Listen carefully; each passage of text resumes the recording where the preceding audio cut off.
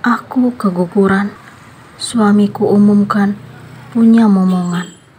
Bab 15. Rahasia Alexa. Aku mendekati ruangan yang Alexa masuki dengan sangat hati-hati agar tidak dicurigai laki-laki yang menunggu di depan pintu. Akhirnya, aku berhasil melihat wanita itu dari jendela yang berada di samping kamar pasien tersebut, lalu mengintip mereka dari celah-celah. Di dalam ruangan, seseorang sedang duduk dengan tubuh yang kurus, dan dilihat dari penampilannya, dia laki-laki parubaya yang rambutnya sudah ditumbuhi uban. Dia tidak menghadap ke arahku hingga tidak dapat melihat wajahnya. Lexa udah berhasil balas dendam, Pak. Sekarang dia pasti sudah merasa tersiksa dan menderita. Semoga Papa cepat sembuh ya. Kita kembali kumpul seperti dulu lagi. Lexa kangen menjalani hidup bersama Papa. Mama dan Riva juga pasti kangen Papa. Aku mendengar Alexa memanggil orang itu dengan sebutan Papa. Ternyata laki-laki parubaya tersebut ayahnya wanita yang telah merebut cinta suamiku. Balas dendam apa yang dia maksud? Siapa yang tersiksa dan menderita? Lexa udah berhasil menikah dengan Arif, laki-laki yang dulu Papa restui untuk menjadi suami Lexa. Tapi dulu kami tidak berjodoh karena ulah Lexa sendiri. Benar-benar membingungkan dengan apa yang diucapkan wanita itu. Apa sebenarnya rencana Alexa memasuki kehidupan rumah tangga Mas Arif? Sekarang Lexa bingung, Pak. Walaupun sudah menikah dengan Arif, tapi masih tetap berhubungan dengan ayah dari anak Lexa karena masih sangat mencintainya. Lexa sangat tahu kalau Papa tidak pernah merestui hubungan kami dari dulu. Tapi Lexa tidak bisa berbuat apa-apa. Walau bagaimanapun, Dani ayahnya Riva. Apa? Jadi ternyata apa yang aku pikirkan itu benar adanya. Riva bukan anak kandung Mas Arif. Kenapa Alexa harus berbohong kepada Mas Arif? Apa rencana wanita itu sebenarnya? Dia berniat balas dendam untuk tujuan apa? Papa jangan marah ya, karena tidak mengabulkan permintaan Papa untuk tidak berhubungan lagi dengan Dani. Dia sangat mencintai Lexa, Pak. Aku makin bingung dengan apa yang kusaksikan dan dengarkan hari ini. Sungguh, ini benar-benar di luar dugaan. Paling membuatku merasa aneh. Kenapa pria yang sedang menunggu di depan pintu ruangan tidak masuk dan bertemu dengan laki-laki parubaya tersebut? Apa mungkin ayah Alexa tidak menginginkan kehadirannya? Atau wanita itu sengaja memintanya menunggu untuk mengawasi keadaan? Sudahlah. Untuk apa aku menebak-nebak seperti ini? Paling penting sekarang, aku telah berhasil merekam pembicaraan ayah dan anak yang sedang berada dalam ruangan itu. Aku juga tidak lupa mengambil foto kedua orang tersebut. Hati ini merasakan kebahagiaan setelah mengetahui kebohongan Alexa. Aku masih sangat ingat bagaimana dia merendahkanku karena tidak mampu memberikan keturunan untuk Mas Arif. Mundur aja lah. Kalau memang gak sanggup, laki-laki mana yang akan tetap bertahan dengan istri sepertimu, gak mampu memberikan anak untuk suami sendiri? Dia mengucapkan kata-kata itu beberapa bulan yang lalu saat dirinya baru menikah dengan Mas Arif. Dia menghubungiku melalui telepon.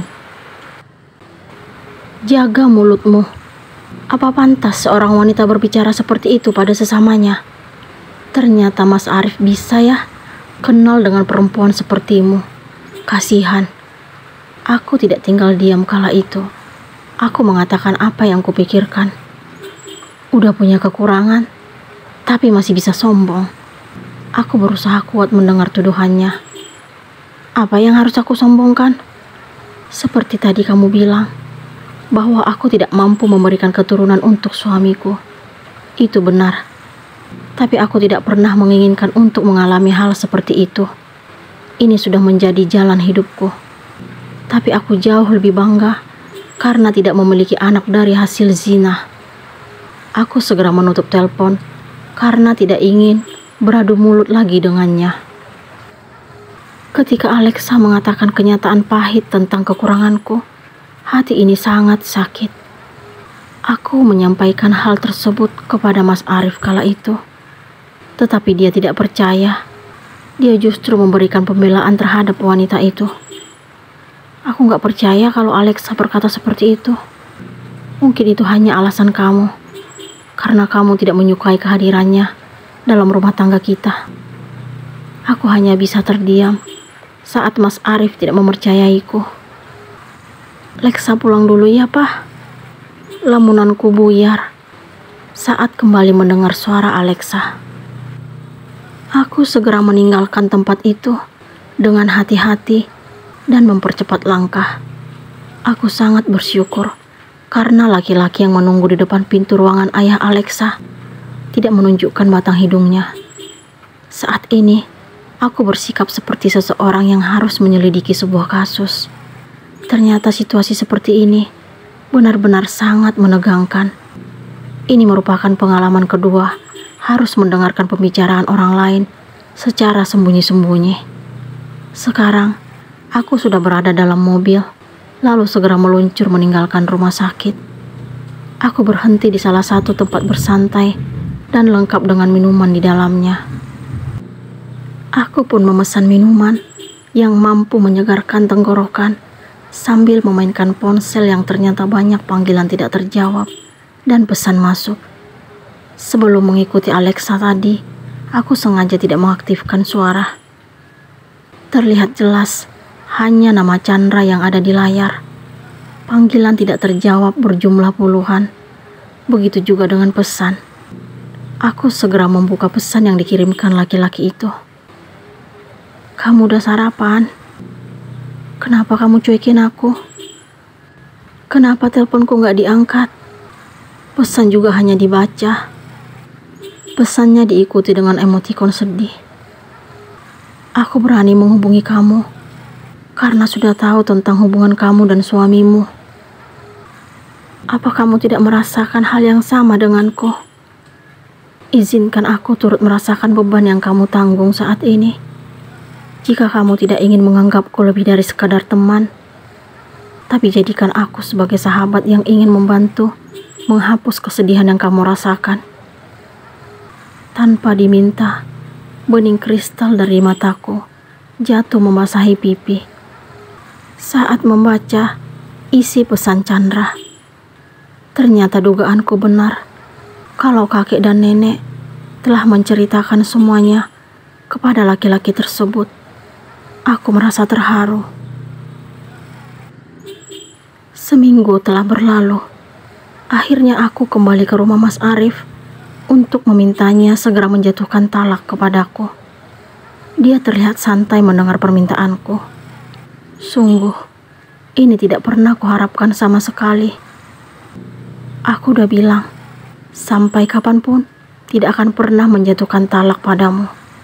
Kamu akan tetap menjadi istriku. Dia meraih tanganku. Saat ini kami berada di ruang TV. Lepasin, Mas. Aku menepiskan tangannya. Kenapa kamu sangat berubah setelah tinggal di desa? Apa karena laki-laki itu? Kamu yang membuatku seperti ini. Mungkin kalau kamu tidak bersikap kasar padaku saat itu, kejadiannya akan lain. Bagaimana aku bisa terima kalau kamu menyinggung anakku? Yakin itu anak kamu? Apa maksud kamu? Jelas tertulis di kertas tes DNA kalau dia darah dagingku. Oh, gitu ya. Tapi aku gak yakin. Kenapa kamu berkata seperti itu? Atau kamu sengaja mengundang amarahku? Silakan kalau kamu mau marah. Tunjukkan kembali kekasaranmu. Sebenarnya kamu kenapa, sayang? Kenapa sekarang membenciku? Jangan panggil aku dengan sebutan itu. Rasanya sudah gak pantas karena kamu sudah terlalu sering menyakitiku. Yang ingin aku lakukan sekarang pisah denganmu. Aku suamimu dan tidak akan menceraikanmu. Untuk apa kamu mempertahankan pernikahan yang tidak sehat ini? Apa yang kamu harapkan dariku, Mas? Karena aku masih sangat mencintaimu. Jika memang cinta, kamu tidak akan mungkin berani menyakitiku. Sudah sangat sering kamu memberiku penderitaan, menjalin hubungan dengan mantan kekasih, hingga akhirnya menikahinya. Itu disebut apa, Mas? Tapi aku melakukan semua itu demi anak kami. Anak lagi yang kamu jadikan sebagai alasan. Aku bosan. Jika kamu tidak bersedia menjatuhkan talak padaku, aku akan menggugat cerai kamu. Tunggu aja surat dari pengadilan. Aku mohon sayang, tolong pikirkan lagi sebelum bertindak. Aku tidak mau kehilanganmu. Kamu wanita pertama yang telah membuat statusku menjadi seorang suami. Izinkan aku memperbaiki kesalahan yang sudah membuatmu sakit. Aku janji tidak akan mengulanginya lagi. Dia memelukku sangat erat. Lepasin, Mas. Aku berusaha melepaskan pelukannya. Aku gak akan lepasin sebelum kamu maafin aku. Apa yang kamu lakukan, sayang? Tiba-tiba terdengar suara yang tidak asing bagiku. Alexa berdiri di samping sofa tempat aku duduk bersama Mas Arif. Mas Arif langsung melepaskan pelukannya setelah mendengar suara wanita itu. Sayang, kamu di sini? Laki-laki itu menghampiri Alexa. Begitu berharganya dia untukmu. Alexa menaikkan suara. Tapi Alia juga istriku, sayang. Mas Arif meraih tangan wanita itu. Apa yang kamu harapkan dari dia? Alexa menunjuk ke arahku. Dia istriku dan aku mencintainya. Mas Arif juga menunjuk ke arahku. Istri yang tidak mampu memberikanmu keturunan. Hanya aku yang bisa melahirkan anakmu. Aku sangat kesal mendengar apa yang Alexa ucapkan. Aku pun berdiri lalu berkata, "Kamu yakin itu anak Mas Arif?" Setelah mengatakan apa yang membuat hati ini menjadi tenang, aku pun keluar dari rumah tersebut. Tidak tahu lagi apa yang mereka bicarakan. Langkah ini begitu ringan setelah berhasil mengucapkan apa yang pernah ku dengar saat di rumah sakit. Hari ini aku benar-benar sangat puas karena telah berhasil mengatakan kata-kata yang mungkin membuat Alexa terkejut. Dia tidak tahu kalau aku juga bisa lebih kuat dan berani. Aku kembali mengemudikan kendaraan roda 4 milikku, meninggalkan rumah yang dulunya sebagai istana cinta untukku dan Mas Arif. Semua itu hanya akan menjadi kenangan, karena kenyataannya sekarang aku tidak tinggal lagi di tempat itu. Terdengar nada panggilan masuk dari ponsel yang telah aku masukkan ke dalam tas. Aku memarkirkan mobil di tepi jalan, lalu mengeluarkan benda tersebut. Ada nama Chandra di layar. Tidak bosan-bosannya laki-laki itu menghubungiku setiap hari. Aku merasa bersalah karena sudah 1 minggu tidak menerima panggilan darinya. Tanpa menunggu lama, akhirnya aku mengangkat telepon dari laki-laki yang selalu memberikan perhatian kepadaku akhir-akhir ini. "Assalamualaikum, Rah." Aku menyapanya. "Waalaikumsalam. Alia, aku kangen." "Akhirnya kamu menerima telepon dariku." Terdengar balasan darinya. "Aku juga, Rah. Aku benar-benar minta maaf karena telah memintamu untuk tidak menghubungiku. Aku tidak sanggup lagi menyembunyikan apa yang kurasakan terhadap laki-laki itu." "Apa? Kamu juga merasakan hal yang sama denganku, Al?" Aku terpaksa memilih diam karena masih berstatus sebagai istri laki-laki lain. Dia tidak bersedia menceraikanku. "Apa tindakanmu selanjutnya?" "Papa memberikan saran agar aku mengajukan gugatan cerai. Terus terang, aku sangat bahagia. Penantianku selama ini hampir berakhir." "Maksud kamu?" "Kutunggu jandamu, Alia." wanita yang tidak mampu aku lepaskan dari hatiku. Apaan sih? Kamu bisa aja. Aku merasakan pipi ini memanas. Chandra selalu saja membuat hatiku bersemi, seperti bunga yang sedang mekar. Dia tetap setia menjaga cintanya hanya untukku. Aku benar-benar terharu dan tersanjung setiap mendengar kata-kata mesra darinya. Apakah Alia benar-benar akan mengajukan gugatan cerai kepada Arif?